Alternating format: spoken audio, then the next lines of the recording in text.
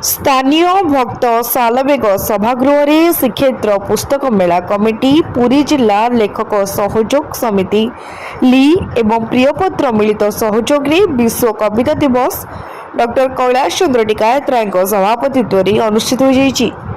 एही आसन रे डॉक्टर कार्तिक कुमार दास, चक्रधर महापात्र एवं विजय लक्ष्मी दास मिश्र विशिष्ट अतिथि भाव में योगदान करी आम पूर्व कवि रचना विषय आलोकपात करथिले।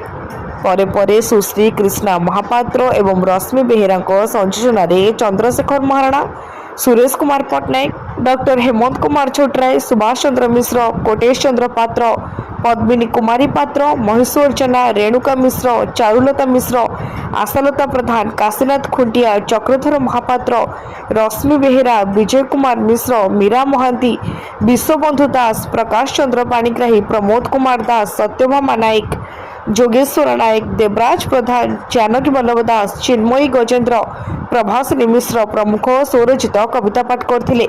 प्रारंभ में प्रियपत्र संपादक विपिन भेरी दलाई अतिथि मानक स्वागत करथिले। शेष में आशालता प्रधान धन्यवाद अर्पण करथिले। पुरी रविनारायण जेना निराकार महानगर रिपोर्ट तीर्थक्षेत्र लाइव।